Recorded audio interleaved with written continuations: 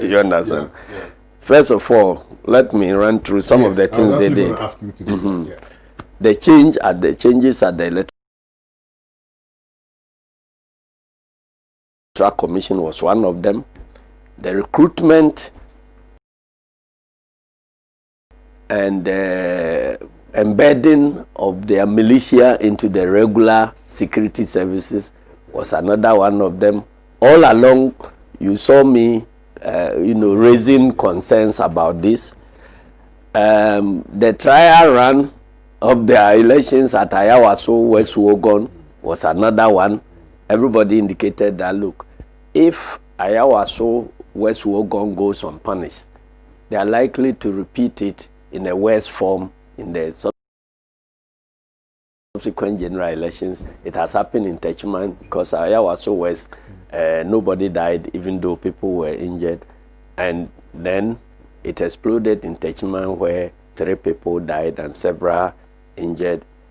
There was a conscious effort to ignore an important institution like IPAC, the Inter-Party Advisory Committee, which was a forum where consensus used to be built around everything that we did in the elections, including formulating new laws, revising old ones, and all that, taking decisions as to the way forward.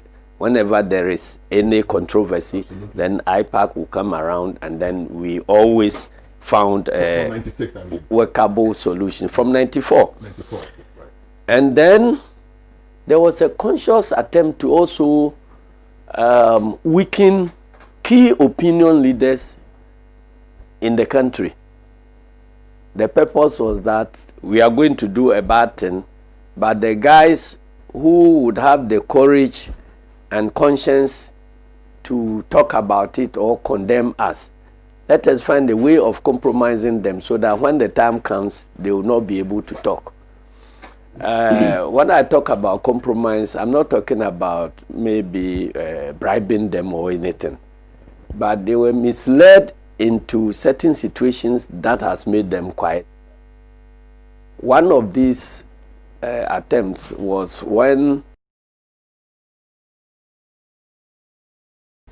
Jim Mensah decided to ignore IPAC and to put in place what he called a committee of eminent personalities to advise her.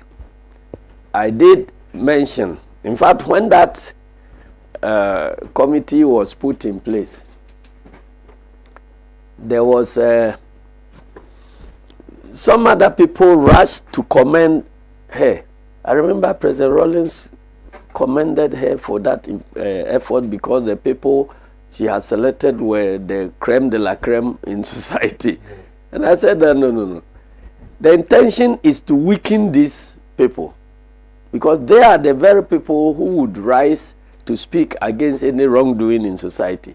But if you find a way of making them part of the wrong decisions, then it silences them when the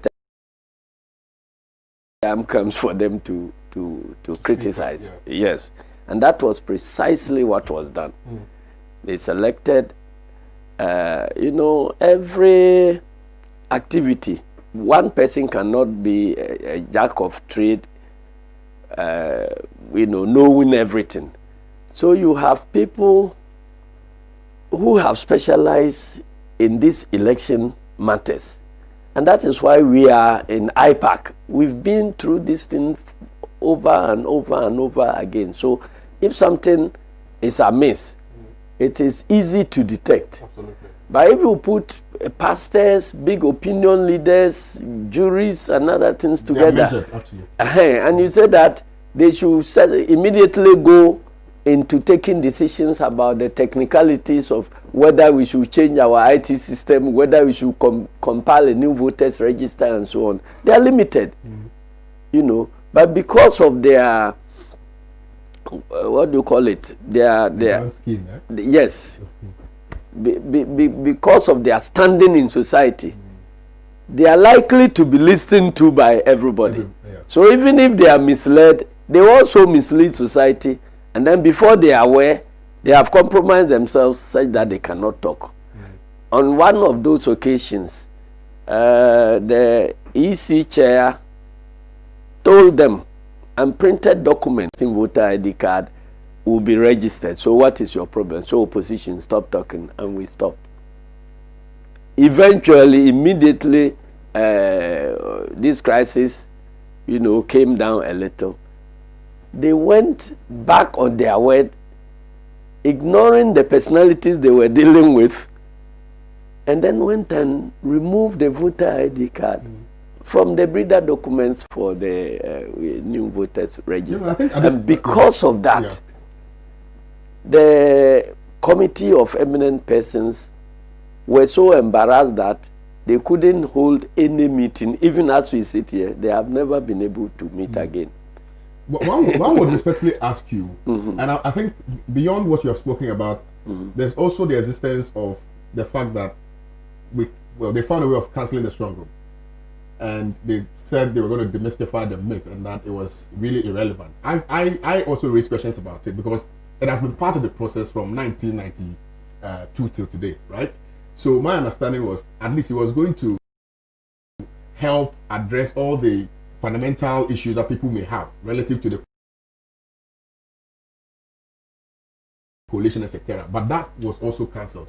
I didn't hear you speak about that. I wanted your party to forcefully resist that, and also the introduction of the regional coalition system. I also had cause to believe that it was also going to be a medium through which some expected end would be achieved. But you didn't also forcefully resist that introduction, and why? And if also identify all the litany of things that you've spoken about here, why, albeit that is belated now, but why didn't you at the time try to do something about it? Thank you very much. I was just working towards the area where you see, after weakening opinion leaders and then weakening IPAC, because IPAC was the forum where issues like introduction of regional coalitions that you spoke about, and all these other things would have been decided. But they said, look, IPAC can go to hell. We are independent. We will do what we think is right. And so I stopped attending IPAC for more than 1 year before the elections. Because IPAC had been reduced to an one-way information giving forum. That you go, and they said, first they stopped inviting our development partners, EU and all that, who were witnessing what was happening, and then civil society organizations, and they stopped inviting them. Then they militarized the IPAC room. Anytime you go there, either soldiers or policemen are brought into that place as if, we were at war. And at some stage, they introduced a charismatic pastor who come and pray and speak in tongues and so on. There, I think the CPP General Secretary at that time complained about it, Kabila, and it was endorsed. So we stopped the pastor speaking in tongues before we start. But all these things were part of the scheme to prevent people from sharing ideas as to the way forward. Always it was like, we have taken our decision, and then that is all. Right. In the past, before we could make or change any law, the IPAC itself had a legal committee and then a technical committee.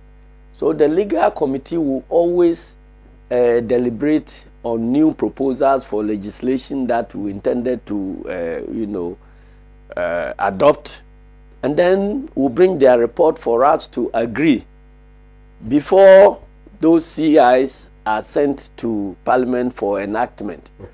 Okay. In this particular case, Electoral Commission was picking draft CIs from the Attorney General's office, you know, to Parliament. And then for the first time that party representatives will have, you know, any knowledge about those CIs will be when they are, after they have been laid in Parliament, that we will see copies. So they abandoned the path of dialogue completely. The path of consensus building, which has been the backbone for our electoral system, was completely abandoned. So the purpose for which for which IPAC was introduced was, according to them, needless, because then IPAC was brought in precisely. That was why I gave them my email address and said that any information you want to forward to me, you can forward it through this, so that it will save me the time of sitting there and listening to ideas, some of them, some of which don't make sense to me.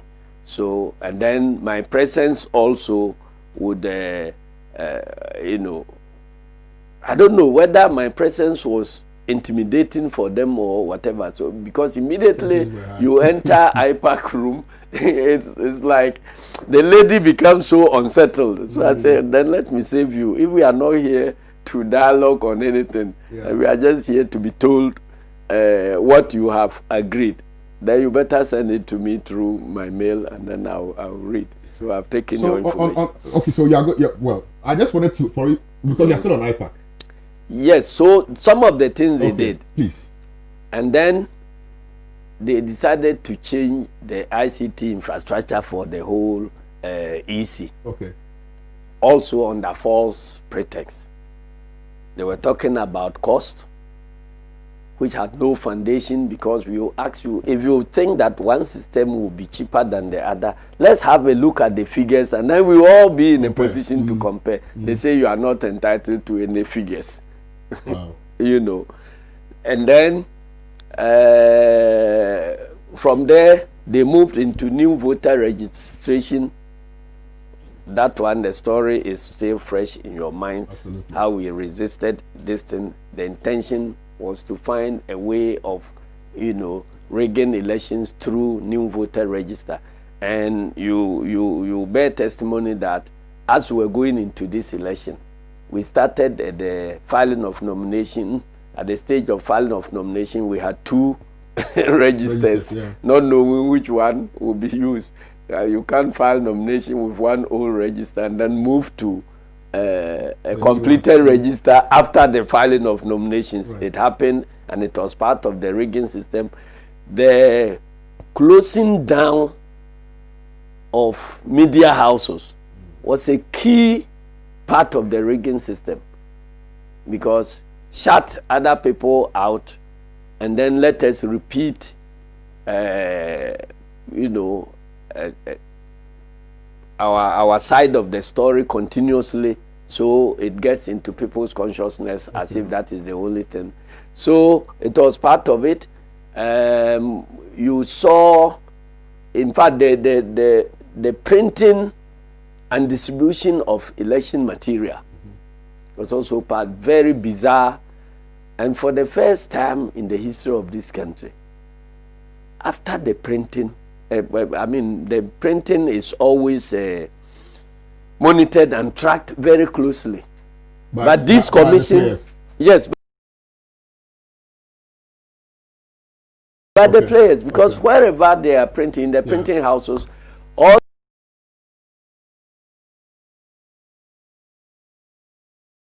the players will have printing agents who monitor the printing 24 hours. So we run 3 shifts. I see. You know, one shift 8 hours, then another 8 hours, because once the printing starts, it doesn't stop. I see. And we don't have to go and sleep, because we don't know what will happen in the night.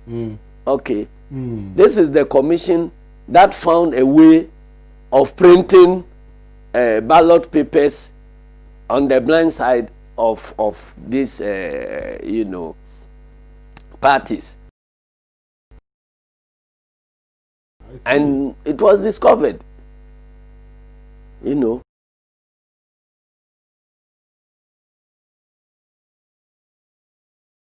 First they tried to deny, eventually about 1 million or so ballot papers were intercepted, and the Electoral Commission's explanation was that they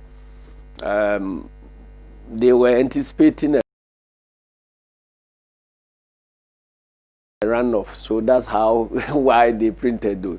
But everybody knows that the ballot paper you use for main election is different from the ballot paper you use for runoff. Yeah. Because the main election, you have about 11 candidates also, or 12 candidates. And then the runoff, you have 2 candidates. So we caught them red-handed with more than 1 million ballot papers printed, and they have to be destroyed. Right. But who knows how many others have gone into the system. And there are stories running around now, even in Kumasi, where Chairman Woon to me is having a banter with Angel FM, and they are disclosing that Chairman Woon to me had I want us to ballot. appreciate it before, because this will now find expression in the election proper, so that you can take time and explain printing that to us as well. of pink sheets, that was also made loose. So now there are many unauthorized people in possession of pink sheets, and it has a purpose. When we come into the main discussion, you see it. And then there was a conscious attempt to also pack the courts. You know, President Akufo-Addo is one of the presidents in this Fourth Republic who has appointed the highest number of judges ever. 11? 11 is just Supreme Court. There are several others to the high courts and so on. There are people who believe that judges will rule in favor of those who appointed them. I don't have any basis of believing or not believing that yet. Okay, but there are people who the impression has been created that the packing of courts was part of the agenda to rig the election. But I believe that people with integrity and who are conscious of protecting their integrity, they will always do the right thing, no matter who appointed them or who is before them. Okay. So let's hope that it turns out that way. Right. Right. Are you done with the process? Yes. So these are the things that they did incrementally, which led to where we are. My question therefore becomes, because these are things that were easily identified by all the players. Yes. But it appears that during that process, the NDC was the only political party that was actively involved in resisting that which you found to be very injurious to the process. Yes. Why? First of all, when you are talking about political parties, of course, going by the results of 2016 and the current one, you know who the political parties are, and they are the 2 parties. Yeah. That is NDC, MPP. And the others are trying to grow. But if you hear about purpose and objective of some of these political parties, and I keep saying that whenever you see a political party in opposition, trying to praise government and attacking other main opposition leaders, you know that political party is like a mercenary organization. It is not a political party. Because you see, a political party is a formed by a group of individuals who share the same view as to how a country ought to be run. And they come together to try to wrestle power so that they can put those ideas into effect. They can implement what they believe ought to be implemented to run the country. So if you have a political party which claims that, 1, they share the same ideas as to how the country ought to be governed, 2, they want to come to power, so they will implement those ideas. And then how do you come to power? You come to power by removing the one who is in power. Yeah. Okay. So if the purpose of your organization is to praise the one who is in power, so how do you come to power? if you are saying Nanado is doing all the right things, Nanado, some went to the extent of saying Nanado deserves 4 more years and so on, and you call yourself a political party, so how are you going to come to power? Okay. So if you are talking about political parties, this is the way you should go, because it's like people have come together, maybe using some of these organizations as money-making ventures and so on. Yeah. But I keep saying that there is always one party in power, and all the others ought to be in opposition. And they are uniting against the one who is in power. Absolutely. Because I want to be in power, you want to be in power, third person want to be in power, fourth person want to be in power. But the precondition for any of us to be in power is to remove the one who is in power now. Yeah. Okay. Before we decide maybe who else will occupy that position. Yeah. But if you are in opposition and you claim you want to be in power, and you are trying to, all your activities are aimed at strengthening the person who is in power, then you are lying to your members that you want to be in power. You don't want to be in power. The party has been formed for something else. That point has been eloquently delivered. Now let's come to the election proper. 4 more years rescue mission. Let me give thumbs up to the NDC, for instance, because in 2016 I didn't see what I saw in this election, particularly when it has to do with social media and the impact that you made on social media. In 2016 I told a few friends that whenever I went on Facebook, the first thing I saw was Nana. Now, when I went on social media in 2020, I saw so many things about the NDC and the agenda that you were seeking to push. You also did very well with your PR materials, the flyers and things like that, the hashtags, absolutely phenomenal. Now, one cannot but ask this question, that upon all the things that you did, all the media outreach, all the media engagements, all the social media engagements, social media reach, what not, the political campaigns, the rallies, even though yes, officially was cancelled, but there were some pockets of visitations here and there. Upon all of these things, what happened? What went wrong? Why did you or did you not? And listen to my question closely. Did you or did you not win the 2020 polls convincingly? We won the 2020 polls. Maybe if you are talking about convincingly, that's a different matter.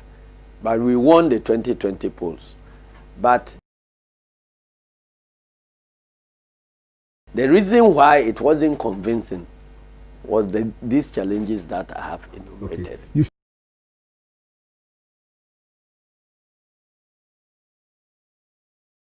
stated the reasons, consequence upon which you feel that you won, but you didn't win convincingly. Yes. Because things had been put in place to ensure that you don't win convincingly. Now, what makes you think you won? Because the facts as put out by the Electoral Commission varies from that which has been put out by the NDC, and the only institution mandated or clothed with authority to declare somebody president-elect is the Electoral Commission. The Electoral Commission on the 9th of December, albeit that subsequently there were changes, but on the 9th of December made a declaration, which declaration indicated that Nana Addo Dankwa Akufo-Addo was president-elect. So what makes you think you won? Thank you very much. You see, the Electoral Commission on the 7th of December made a declaration that President Mahama won with 140 MPs. And they came on the 9th to make another conflicting declaration. So that is why we are saying that you have made 2 declarations. Let us come around to investigate. And that is the primary declaration.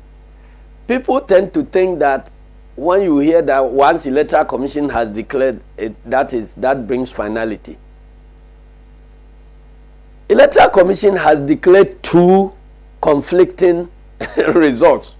And we are saying that let us sit around and find out which of the 2 is right. Which of the 2 represents the will of the people.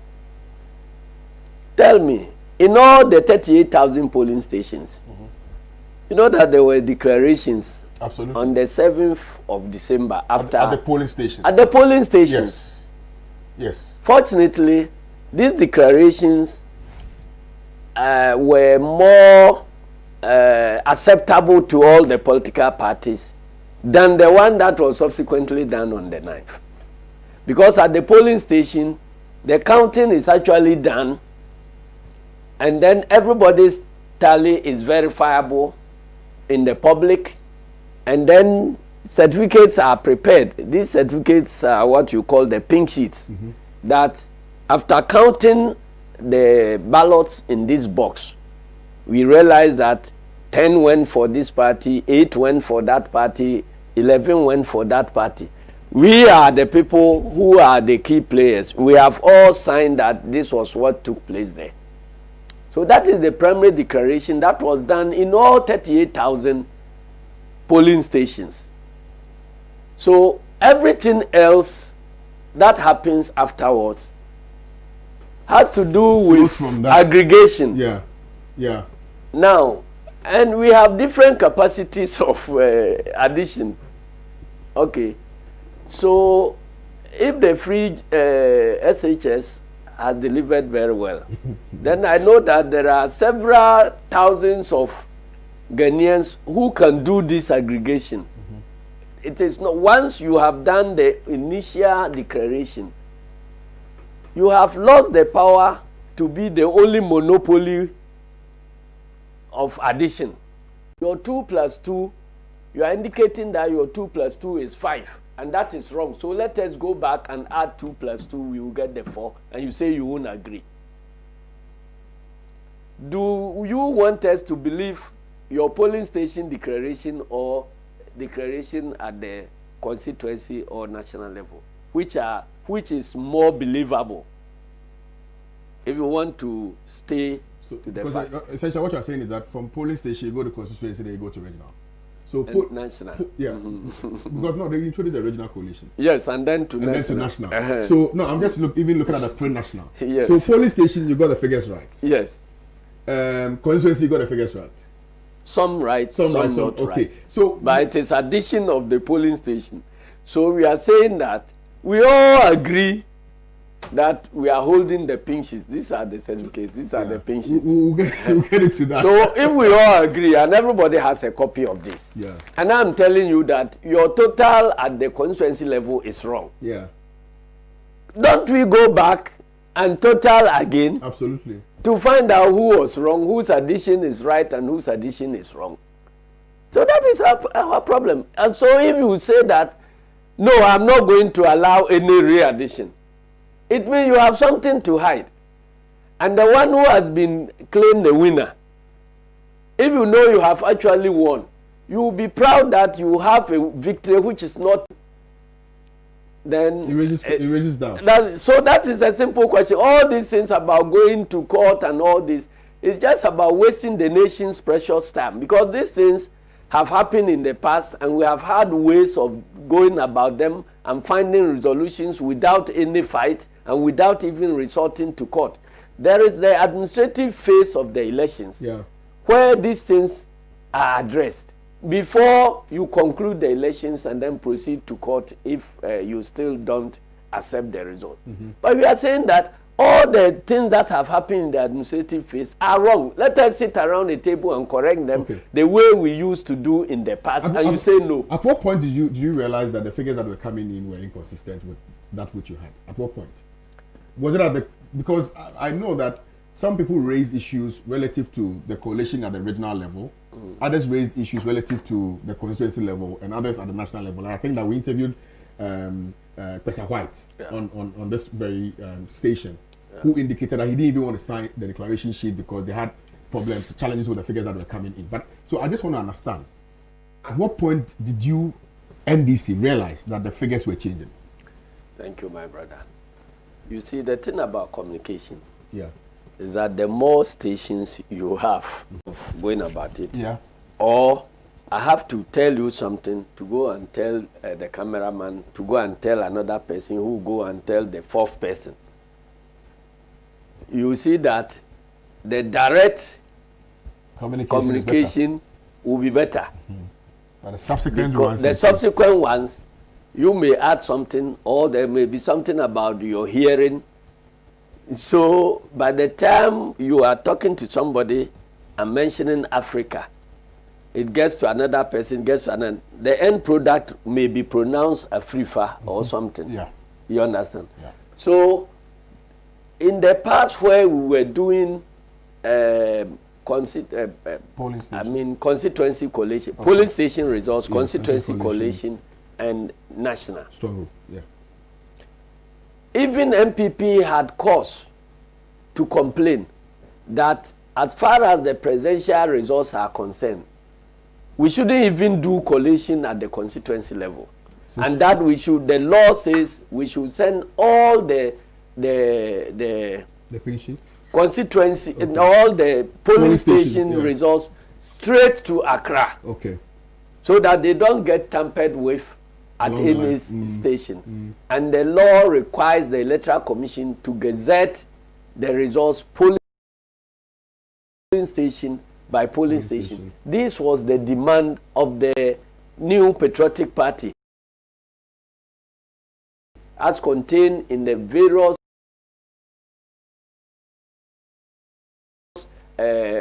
letters they've written, petitions they've written to the Electoral Commission. Now you come to power,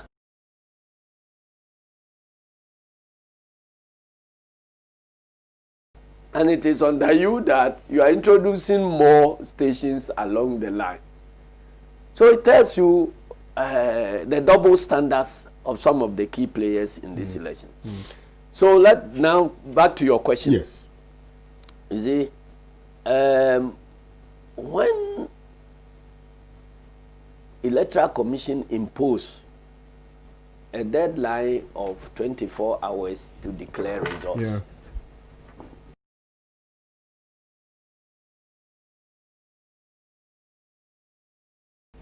we objected, issued a statement that this is an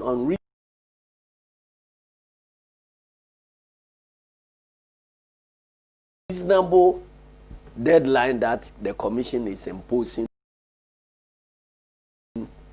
onto itself, and that the purpose could be something that is unholy. They ignored us and worked as if they were working under some legal deadline. Okay.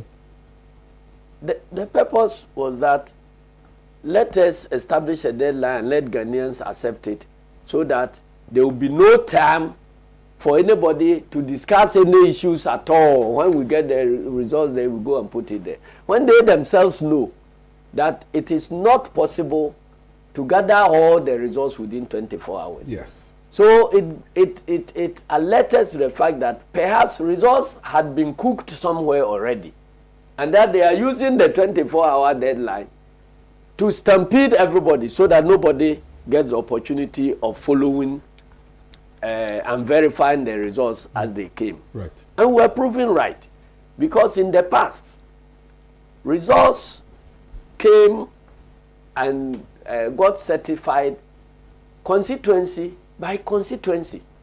Even the presidential results, they were faxed into the strong room. Yeah. And then you hear that if 10 from Ashanti region have come, they are passed through all the party agents for them to verify, and then after verification, the chairperson of the commission will sign. After signing, it means they are called certified, and then they are released to the press. Okay, so they don't come all 275 or something in a pack so that you cannot verify. So when you mention Asojamai results, then everybody in Asojamai, including everybody in the country, is able to follow through and to check whether the figures announced are wrong. Then you mention Manshia, then you mention, so they kept coming like that, and then at every time, Ghanaians have opportunity to verify. Okay, but in this case, they decided that there will be regional collation. So even the 24-hour deadline they gave themselves. By the expiration of the 24 hours, no single constituency result had reached absolutely headquarters. Absolutely, yeah. Okay. Yeah. What were they doing? They were doing this regional collation for the commission to have an absolute picture about who has won, so that the manipulation can then take place. And that is why when the regions, some of the regions were collated, totally new figures were prepared and sent to headquarters as the figures that have been collated for the region, particularly Eastern region. Yeah. They prepared collated figures for the region from the constituencies in front of television cameras, in public view. Everybody signed and every party had copies. Now, the figures that got collated at national were completely different from what were collated in Eastern region. And we had the two copies to show to the public that, look, Electoral Commission with the parties collated these figures, and yet this is what fed into Jim Mensah's announcement at the national level. Can you come and explain to us the reason? As we sit here, no genuine explanation. And they all fed into the December 9th declaration that you are talking about. Yes. So we are saying that this is your own declaration at polling station, which seems to be significantly different from your second declaration at national level. If anybody has problem with it, then the problem would have to do with your addition. Yeah. So let us go and check the addition, and then everybody will have their peace of mind. And you say no. So what do you want? It means that it's a way of admitting that there is something wrong, but you don't want anybody to know what went wrong. And then did you at any point have any challenges with your coalition, particularly with the presidential? No. Your We didn't. In fact,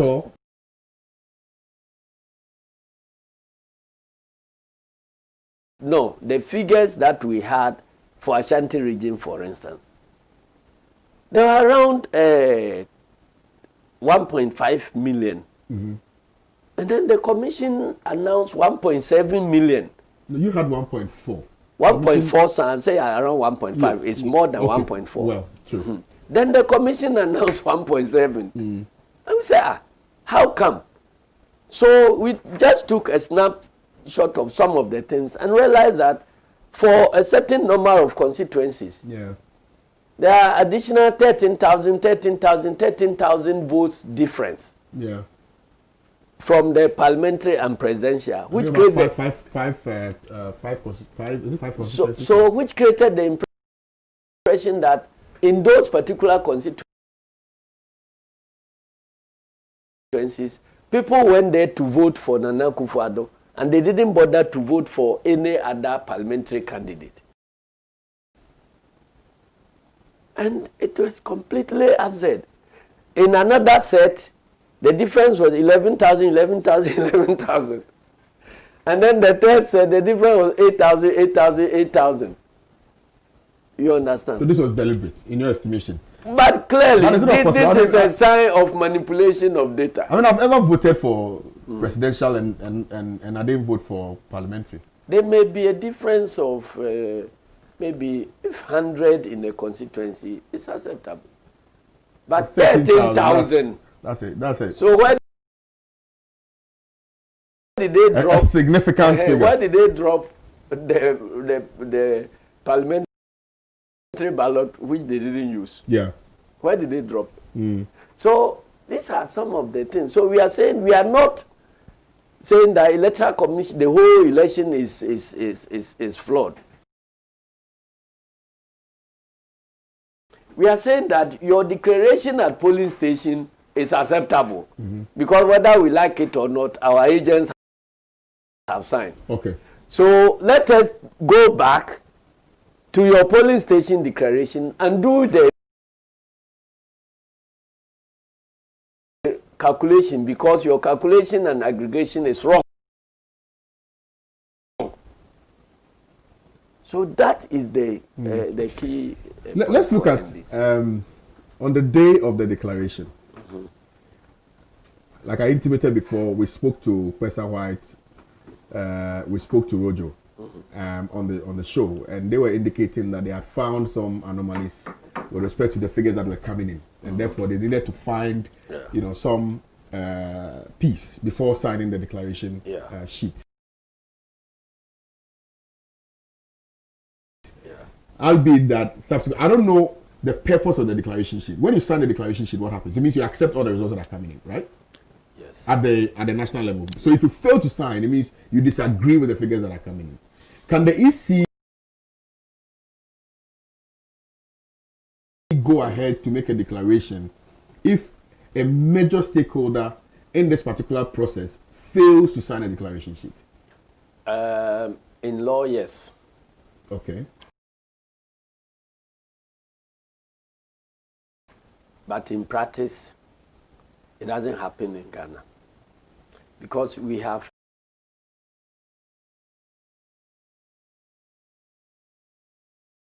established robust consensus building mechanisms to deal with these matters.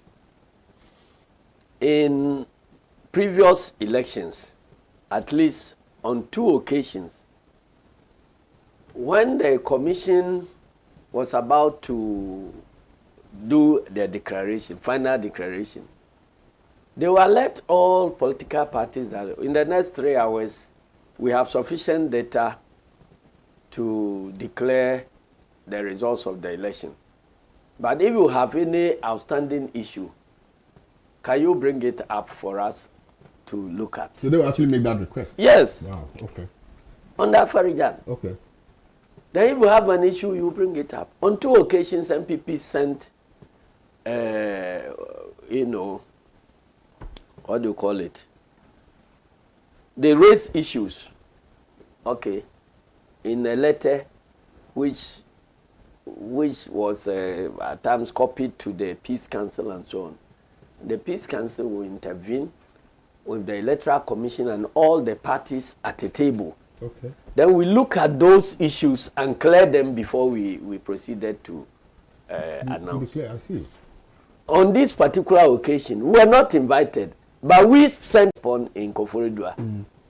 So we actually sent a petition that commission delay whatever you are going to do. Let us sit around the table and then look at these issues. It is one thing looking at the issues and saying that, look, they don't have any merit. So after declaration, you pursue your rights elsewhere. And quite another saying that I'm not prepared to look at any issues. Okay. And that was precisely what this commission did. So they received our letter, put it aside, and went ahead to do their decision. And let me tell you, so when people are calling for us to go to court, as if that is the only option. And when you question them, they say, oh, that is the precedent. That is the precedence that the parties have. That is not the precedent. In fact, the precedents are more by the way of us sitting together to resolve issues. That is why you don't have many cases going to court against the presidential election results. 2008 was a very important and difficult election because we did 2 rounds. After the first round, there was no clear winner. Nanado was leading. But NDC had captured parliament the same way we have done. Then there was a second round. And then Professor Mills jumped into the lead with about 23,000 votes. This was where then when the commission was ready for declaration, then MPP submitted a petition and copied the Peace Council. So the Peace Council, everybody came around, told the commission to call all of us, and then we all went around to look at the issues that had been raised by the Electoral Commission, by the MPP. And their key issue was that even though NDC was winning by 23,000, the voting, the second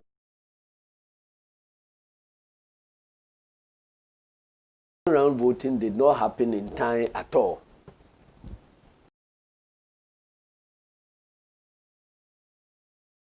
Because of certain challenges. Absolutely. And I was privy to it because that's my constituency, so I was there. Yeah.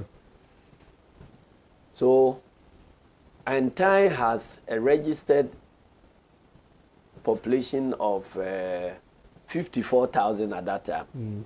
So if somebody was leading by only 23,000, and you have 54,000 people who have not participated in the process, vote, it would be wrong to declare anybody a winner until you know the thinking of the 54,000, because where 30,000 or so can vote in one direction or the other, and it will change.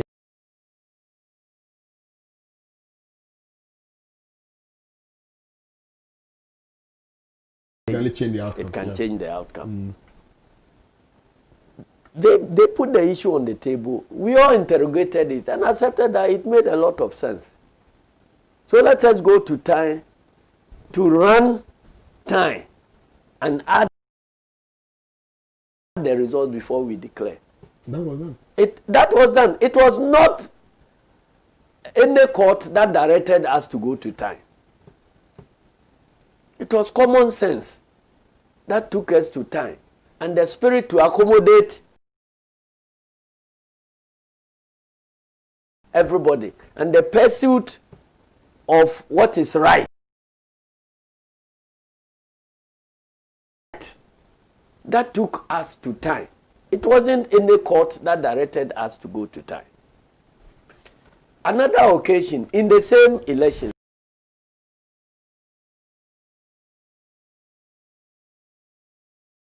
I think when the results of the second round were coming in,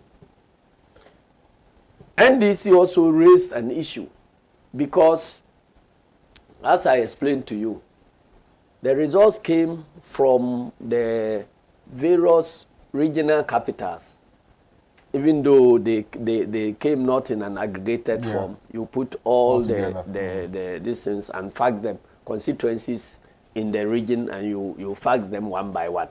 So the results of some 10 large constituencies in Ashanti region had been received already and inputted into the aggregates. Then when it appeared that MPP was losing, then we picked information that Jacob Bilamte and a group of people had flown with the presidential jet to Kumasi. Then not long after that, some new results started coming from the faxes, which were ridiculous. Is it what created a strong room scenario? Yes, because constituencies whose results have been received already started sending new and updated results.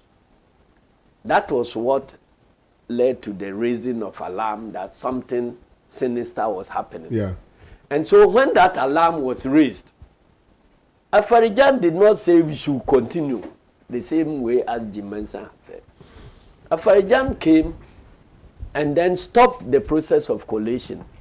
Meanwhile, people were massing up at the premises of the Electoral Commission. So he stopped the collation, and then the following morning called all the party leaders around the table to hear us out. Then we raised this issue that, look, there's something going on wrong. your fax machines are generating results of constituencies which we had taken into account earlier on. Absolutely. So, and we disagree. Meanwhile, the night the collation stopped, we also sent people to Kumasi to pick our pink sheets. That's all. From the constituencies that were in controversy. So we brought them and said, these are pink sheets that show that, these results are wrong.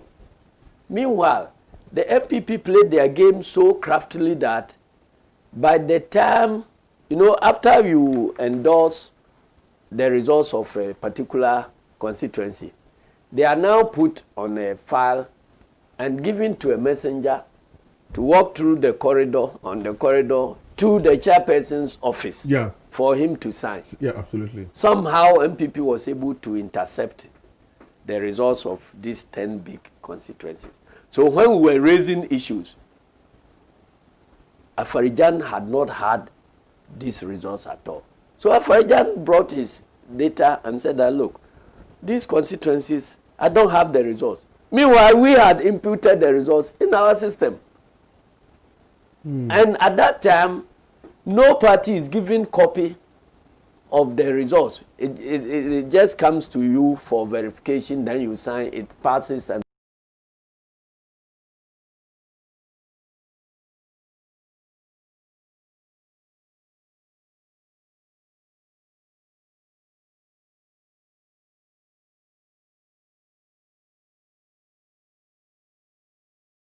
opposite scenario. So that was it's interesting. So these are some of the things. I'm happy that you've brought in this resolved. Historical explanation so that we can best appreciate what have happened in the past. Events that have happened in the past and how it was resolved. It's very, very crucial. Because then I asked about I don't want to describe it as a confrontation between Kwesa White, and the Electoral Commission when they found that something was wrong with the process. Okay, so now after the declaration, NDC came out strongly. In fact, I think I saw you on the night or so of the declaration where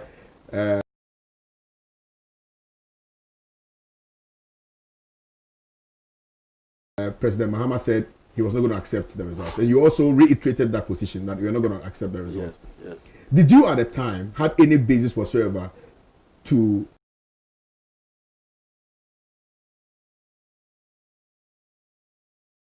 make that statement of fact that you are not going to accept the results, or you were only making this statement on the basis of the fact that of course, of all the things that you've spoken about, and the fact that there was a possibility that the election was going to be rigged without any substantial evidence adduced to support your claim? You see, as I have told you in so many no, you have, of course, yes, that Electoral Commission has done a primary declaration. And they are now declaring something which deviates from their primary declaration. But in both declarations,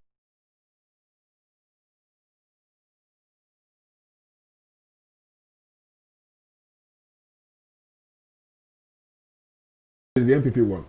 No. The polling station declaration, MPP didn't win. Okay, so so that is the first declaration. I'm not talking about those they are talking about in Accra. Yeah. The primary declaration is the polling station declaration. And we are saying that figures available to us at that time did not indicate that MPP had won. And this earlier declaration was also the declaration from the Electoral Commission. So if the first declaration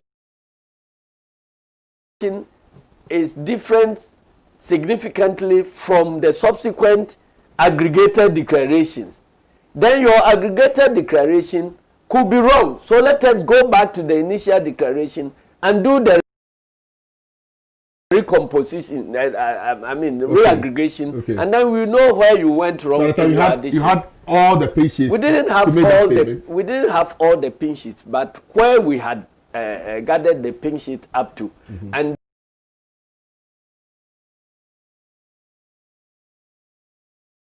Then the electronic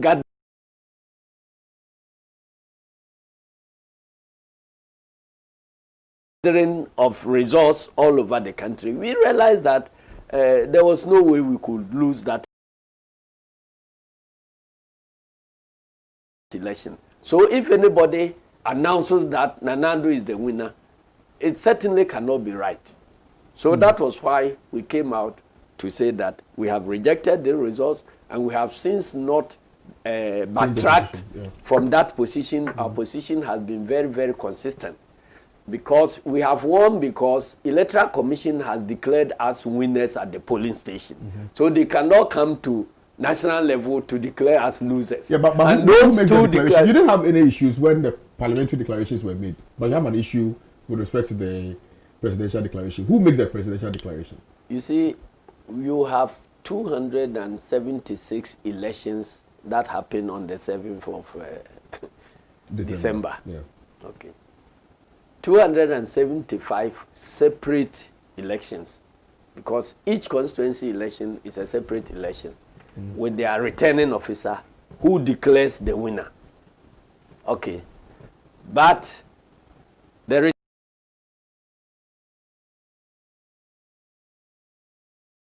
returning officer's declaration also at the constituency level is a secondary declaration. The primary declaration is done at the polling station. So if you add figures and I add mine and we are not agreeing on the total, the most sensible thing to do is to go back and do the addition together so that we will find out whose addition is right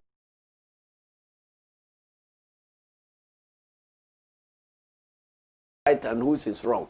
So at the constituency levels, several of the results are acceptable. But we came out to indicate which of the results were not acceptable. And we have since been pursuing them. I have all the pink sheets for Savio also and Techiman with me here. In the case of Techiman, we have all the pink sheets. We have put all the results declared in the polling stations together. And the result is that our candidate has won by some 250 votes margin. And you have declared somebody else the winner. And we said that these are your own declarations. They are not from us. And you have given copies to everybody. So if somebody's total is wrong, let us sit down and find out whose total is wrong, because the totals we have made, we have done it over and over and over and over again, and the picture that is emerging is that Christopher Bayere of Techiman has won.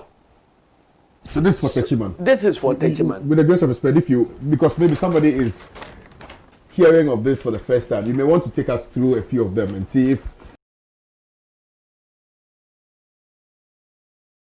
these are, you see, this is what the pin sheets look like. It's been signed too. So yes, signed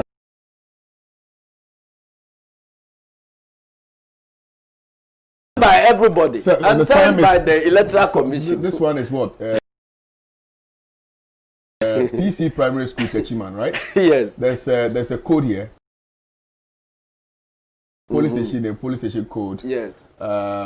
A1, range of 10 booklets, etc. The time is also here, which is 7:02 p.m. Yes. Signed, and it indicates reason if you refuse to sign. So yes. If there were any doubts whatsoever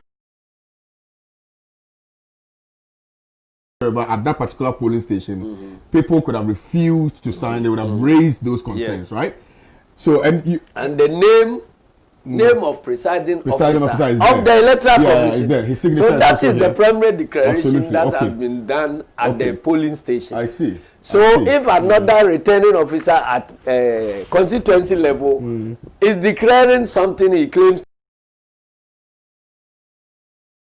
to be the total of this, and we are capable of also totaling. Absolutely. And our figures are different from his. Doesn't it make sense for us to sit together to see whose totals are right and whose totals are wrong. The winner in this case is not prepared for his so-called victory to be validated. If I am declared a winner and I want to make my winning appear very clean, will it not be in my interest for third parties to even verify and say that, look, Asedun Katia won, so that it silences the critics? And the person who has done this work is the Electoral Commission. Would you want your work to be validated, to put to shame any critics by submitting it to other people to look at? And you say no. We have insisted that there was no collation. And you said that you have done collation. Yeah. After doing collation, as when you ask that if somebody decides not to participate in the collation, yeah, it doesn't stop Electoral Commission from doing their collation. Yeah. They will go ahead and do their collation. But there must be evidence that the collation has been done. Yeah. In the case of Techiman, there is no such evidence. Because after collation, you have to sign and give every participating party a copy of the collated results. As we sit here, we don't have a copy of our collated results for Techiman. But then I saw after that you went to Techiman with a few. Yes, so we sent cameras and went to the authorized person who is supposed to. So you were not in search of pink sheets. The pink. Okay, no. That was the impression I was getting after. No. Yeah. Because I had a conversation with a few friends. And they said, no, you didn't have pink sheets. You went there to look for pink sheets. So you went there on a different agenda. You went to look for what? You see, that is one of the modus operandi of MPP and Electoral Commission. They deal with some of the media people who don't take the steps to even understand the issues they are questioning other people about. So if you are a media man interested in election, the basic thing you should know is that what is the difference between a pink sheet and collation sheets and all these things? Absolutely, yeah. You see, so they were mixing them and saying that NDC says they don't have pink sheets. The pink sheets are the results declaration at the polling station. The collation sheet is where you tally the aggregation. Yeah. So after you aggregate, you have each of these figures on the collation sheet. Reflect. So if anybody disagrees with you or anybody finds out that instead of NDC getting 296 here and MPP getting 61, you have put a different figure there, then anybody who has a copy of the pink sheet will go and question your aggregation, that you have committed an error of transposition. I mean, picking figures from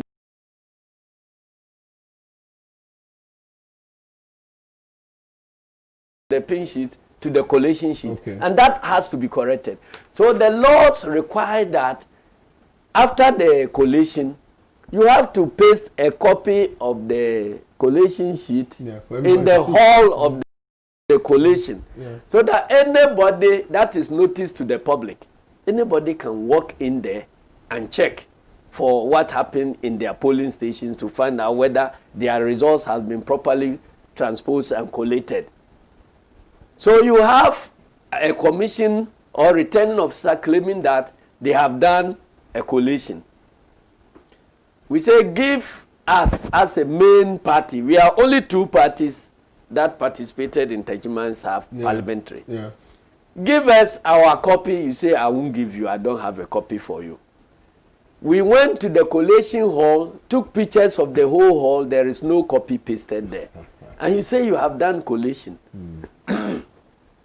So that is the issue about Techiman South. Okay. But you claim also that you won, I think, 141 seats. Yes. Is it still standing? It's still standing. And because all the issues we are dealing with, if they were resolved or Electoral Commission was minded to let us verify, you will find out that it will emerge that minimum 140 seats NDC won. Because, look, we raised issue about Savlugu. Yeah. After a heated banter, Savlugu was declared and we were the winners. We raised issue about Sene West.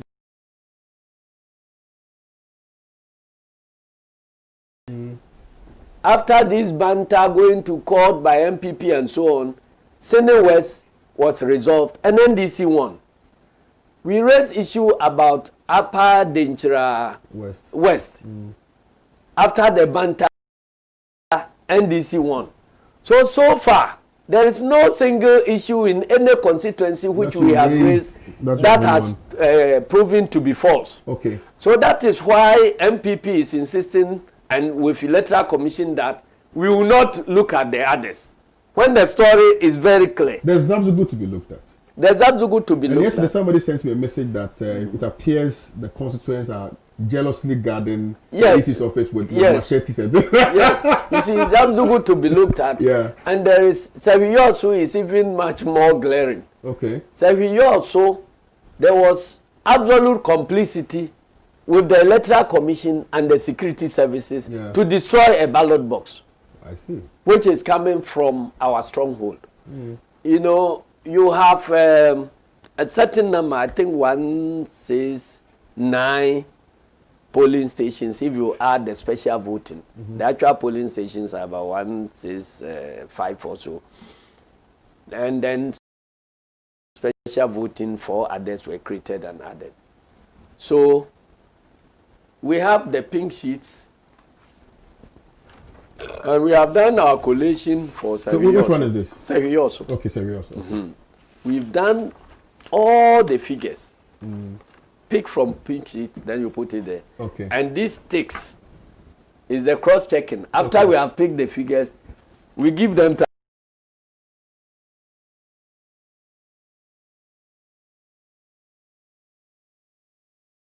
Another set of people. Okay. Then they will pick the pink sheet and mention NDC so and so, MPP so and so, then you mark. We've done this over and over more than 5 times. And the story is very, very clear about Seviyoso. Okay. When you put 168 together, MPP is leading by 132 votes. And the last polling station, which was delayed and the bus got destroyed. The last polling station is our stronghold at Sanwinso Community Center 2 or something. It's our stronghold. And after close of polls, when the votes had been sorted out and actually counted, then MPP raised an issue of overvoting or something. I'll come to explain to you what overvoting happens and how Electoral Commission has consciously introduced overvoting into these elections, which has created confusion all over the place. So somebody raised issue of overvoting, and which had no basis, absolutely no basis. Then immediately security came around and said, okay, then let us stop. So they didn't fill in the pink sheets at all. No documentation was done. So they put the ballots back into the box, got it sealed, and moved it to Asanwinso District Police Headquarters. Then from there, they were waiting for the box to be conveyed to the collation center in Seviyoso. When the presiding officer had a call from the regional director of elections, Electoral Commission regional director, that he has dispatch a special pickup and an officer and a security person to come and take the Asanwenso ballot box to the regional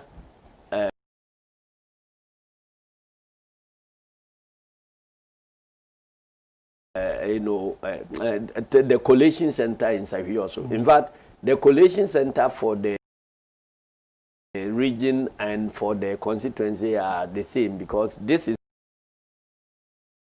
Savi also constituency, which is a regional capital. So when the pickup came, and it's registered. You have the number, yes, the pickup belongs to Cocoa Board GV 593520-20. This was the pickup that came with EC officer in charge and a security man, and they demanded that they have been dispatched to come, and the district, the staff who came for the box is called Eric Entry. Eric Entry. Yes, Eric Entry was sent to come. He was sent to come for in the company of the a security person and the driver. Okay. I have the driver's name too. Okay. And I have the description of the vehicle, which I have told you. Yeah. A Hilux pickup. So our people insisted that no, we won't allow the box to be carried in isolation. So even where there is controversy or demand for recounting and so on, the boxes must all move in one vehicle. Absolutely, yeah. They ignored them and drove away with the box.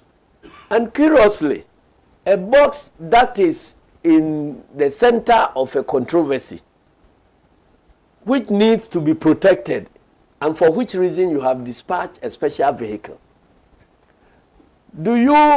It tells you that you need to protect the box till it reaches its destination. Our people insisted on following the vehicle. It sped off. Then, curiously, they put the ballot box in the bucket of the Hilux pickup when there was a whole space inside the pickup. They put the ballot box in the bucket of the pickup, drove to the collation center where MPP people had gathered behind a barricade. And you know, the known electoral commission vehicles, or those that are bringing ballot boxes, immediately they approach, they allow them to enter. They don't stop them. In this particular case, this pickup was stopped behind the barricade. So the MPP people jumped in and took the box and destroyed it right in front of the security. Oh dear. Without any restriction. Wow. You know, so, and carried the remnants away. Nobody has been arrested as we sit here now. Okay. Unlike the Senate West scenario. Okay. So where we are with Savi also is that the total number of registered voters, if we are to ignore, we had jotted down the figures as they were counted. And we realized that MPP had 105 votes and we had 265. So if you added this to the tally, you would have won. We would have won. We would have defeated the MPP candidate by 28 votes. You understand? Yes, sir. And then for some reason, you now jump to the conclusion that if that box had been destroyed and all traces of it had been removed, then we can either go and declare the incomplete results, making the MPP candidate a winner. When it is clear that it is the Electoral Commission's own actions and inactions that led to the destruction of the box. Okay. And we have said that the established principle which Electoral Commission has used in the past to resolve this matter, the time principle, is that when you have some results and the difference between the winner and the first contender is that it's so small that the outstanding polling station has more votes that are capable to overturn the win, you don't declare results, you go there and do a rerun. So we are saying that Asanwenso polling, ignore the results that were generated, which we believe could be added. But because these were jotted down results, Electoral Commission jotted something, we jotted ours, everybody. So there, none of it had entered an official document. Right. The official document there would have been the pin sheet, but they were prevented from completing the pin sheet. So there is no official document. So we understand. Let's put that particular thing aside. So what do you do in those circumstances? And it's the time principle that you have 417 registered voters in that Asaminsu Community 2 polling station. And the margin of leading here is 132. It tells you that if you go, there was disruption in 3 polling stations. And so Afarijan decided not to declare the results until there is a rerun in Akwatia Zongo, which was done, the results added before a winner was declared. So this is something that we have, processes that we have gone through several times in several areas. They are fortunate to have precedents. Anyway, see, so that is the situation. General, we're coming to a closure with our conversation. You just have about 10 minutes. I've exceeded because of you. Let me remind viewers that we're still in conversation with General Asiedu Nketia, popularly known as General Mosquito. He's taking us through the whole process, and he likes to always give historical underpinnings to some of the explanations that they give, so that we can put parity with what happened then and now. And I think he's doing very well with that. Let me remind viewers that you can connect with us on Facebook, which is facebook.com/Pan-African Television. You can also connect with me personally. My Facebook handle is Kwame Owusu-Danso. I'm on Twitter, Kwame Owusu-Danso. Instagram is at Kwame Owusu-Danso. Send your views, your comments, your thoughts, your disagreements, your agreement. I will put them through to Honorable Johnson Asiedu Nketia to respond to them. But no, let's proceed from there. I think that you've given us an extensive, explanation relative to the whole process and why you disagree with the outcome of the election. That is fair enough. But moving forward from there, and I don't want us to also go into the conduct of the security agencies and civil society organizations, because then it's going to take us another 1 hour to discuss that. But you decided to choose an option which is not new, but which is a little strange in this current political dispensation. One would have thought that the immediate thing to do was to put your acts together and go to court. Is it because you said idiots can go to court? No. Any idiot can go to court. So you are afraid that you'll be described as an idiot yourself, so you don't want to go to court. You see. And the demonstrations and the protests, before you even respond to that, sir, with the grace of respect, the demonstrations and the protests, have they yielded any expected, desired result that you are seeking to get from that? And then we'll look at Thank the you court very issue. much. Yes, See, sir. first of all, I've told you there are several phases of the election. In this particular case, I want to isolate 2 phases. Respectfully. The administrative phase, which must be completed before anybody can go to court. Absolutely. You understand? Yes. So we're still in the administrative court. But when the process is ongoing, there is established law in Ghana that nobody can stop the Electoral Commission from doing that administrative phase. So no court will intervene in the administrative phase. Yeah. That is why you need to apply the conventions that we have established in de-escalating tensions and to court. But the process has not completed. So why are you going to court? And the Wenchi High Court demonstrated this in very, very clearly. When MPP sought to use the court to prevent the outstanding ballot box from Senate West from being counted and added to the tally, the court said that, look, your action is premature. Okay? When MPP sought to use the court process to stop the declaration of results in Astifi Saf, we refer to that case as Collins Dauda case. Yeah. The results have been collated before declaration. MPP goes to court to seek injunction. The court ruled that it didn't have capacity to stop the Electoral Commission from proceeding. So if at that level, where we have not completed the administrative phase, anybody is calling us to go to court, go to court. And what is more nauseating was that most of the calls were coming from MPP. So you ask yourself, what have you done with the courts such that you are running away from administrative processes of solving this thing and you are urging everybody to go to court? What is it that you have done in that court and you are pushing? That's giving you so much confidence. So that is one of the issues. And you see, some of the principle, this time principle, even the chairperson of the Electoral Commission herself made reference to it, that she was guided by that principle.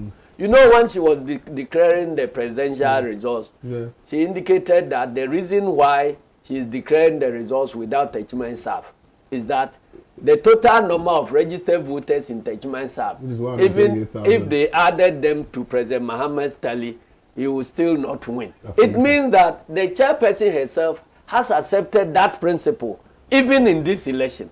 So if there's another scenario and we say apply the same principle in Seviyoso and you are running away from it, you are playing double standards. You understand? Because you are mentioning the thing here and you don't want it to be applied here. In the case of Techiman, within the same Brong-Ahafo region, MPP, having sat down and participated in collation in time and signed, later found the need to request for recollation. They submitted a petition and the Electoral Commission accepted it and went and did recollation in time, even though the outcome did not change.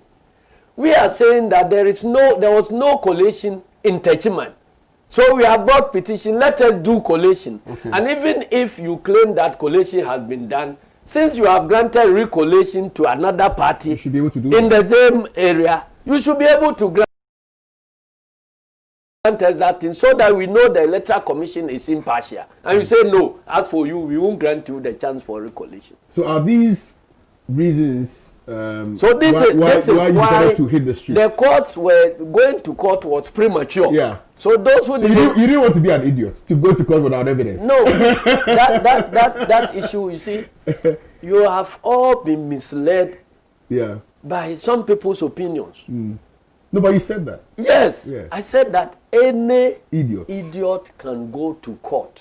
When I say any idiot can go to court, and you interpret it to mean that anybody who goes to court is an idiot, it means you lack appreciation of logic.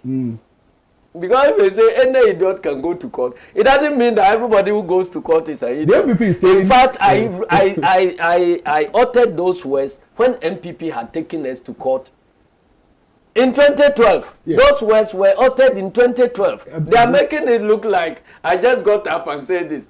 I uttered those words. But is it not on the same basis that you're going to court? No. Yeah. I uttered these words before we went to court in 2012. Yeah. You see, when they say any idiot, unfortunately, logic is no longer being taught properly in our schools. In our free SHS, nobody learns logic. That is why, that is the cause of a lot of needless arguments and disagreements. If we all introduce logic in our lessons, then we will be able to think properly. There are a lot of crooked and warped thinking that happens in society today. Because if they say that any idiot can go to court, it doesn't mean that everybody who goes to court is an idiot. What it means is that anybody, wise men can go, idiots can go, imbeciles can go, anybody can go. And that is what our laws provide. Our laws provide that any idiot can go to court. Because have you seen, if we have any law that says that if you want to go to court, they will assess you to see that you are intelligent before they accept your process, then it means that my statement is wrong. But there is nothing that assesses your mental capacities before they accept a process you want to file. In fact, if you go to court today and want to file a process that Asedu Nketia had done this to me, it is not for the court clerk to say that your process is competent or incompetent. They will accept it and file it. It is only the judges who will sit and decide that the issue you have brought here lacks merit. So the law in Ghana is that any idiot can go to court. That is the law. Okay, so I mean, but that is I mean, wrong. It is wrong when anybody. You found logic in saying. So it is wrong for anybody to say that everybody who goes to court is an idiot. I'm not in sure. fact, I'm not sure. Nando made that mistake when I met him in court in 2012, and I went to greet him. I said, "Do, I said, "Mimi, you idiot, no." I'm so Nana. The problem is with your logic. I said the problem is with your logic, because you should understand. You see, when you are doing logic lessons, it will say that it will say that every girl wears a pink dress. Every girl wears a pink dress. Then Efwa is a girl. Or Efwa is a girl. So it means Efwa wears a pink dress. The answer is yes. Because you are saying every girl wears a pink dress. But if you say that every girl wears a pink dress, Kwame is wearing a pink dress. Is Kwame a girl? The answer is you can't determine. Because if you say every girl wears a pink dress, it doesn't mean that everybody who wears a pink dress is a girl. There are other people who wear pink dresses, but every girl also wears a pink dress. So if you say that because somebody is wearing a pink dress, I don't understand that, but it also could mean that anybody who goes to court is an idiot. No. Yeah, it also could. Anybody who, logic. If you do that in logic lessons, they will fail you. You fail. Anyway, but let's look at the protest and yes, the protest demonstrations, and are we going to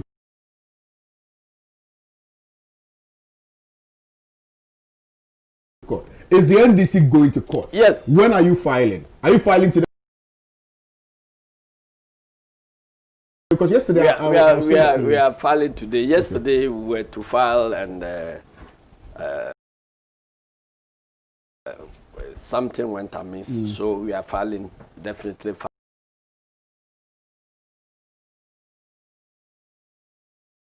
filing today, because now we have a resource to challenge. In the past, when they were saying going to court, what were you going to court with when you didn't have resource to challenge? So the process is now matured for court actions. But it won't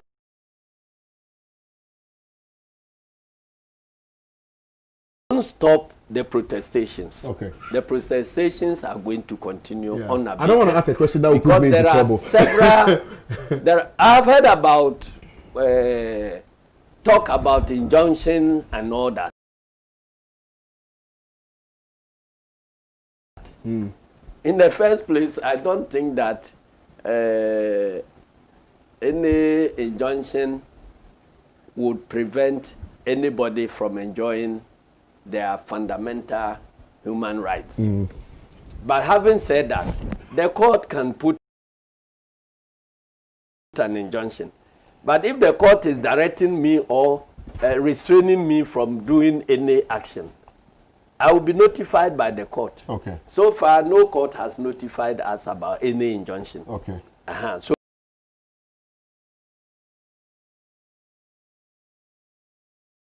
So we are not. We are not officially aware of any injunction. But having said that, you see, there are several issues. There are two main issues we are fighting with the street protests. There is the seeking for justice for the 8 people who have been killed and several who have been maimed. So there must be pressure to seek justice. I understand that. You understand? So that is a whole subject on its own. Which can be the justification for protest, even when we are in court with the results of this thing. This other one, seeking justice, that is under the control of government. But because we have a bad government, that is why we tend to think that killing is a normal part of our lives. Since when did killing become a normal part of our democracy, such that people are killed and nothing happens? We just make a few ugly noises, and that's the end of the matter. General, are you confident that you're going to win this case in court? Are you very confident? Otherwise, why are we going to court? But any idiot can go to We court. cannot go and we cannot go and waste our time when we don't have confidence in the people who will be judging the matter. Okay. So why are you saying we are not confident? And we know that you have incontrovertible 2 evidence. plus 2 is 4. And we will find it difficult for anybody to say that 2 plus 2 should be 6. Right. So everybody will accept it. Right. And I'm sure that the courts are also established to serve the general public. But the institutions must grow, and they grow by practicing. So if we use them, and where they go wrong, we criticize them, we help them to grow. But the most important principle that every Ghanaian must bear in mind is that democracy is built by democratic and fair-minded citizens.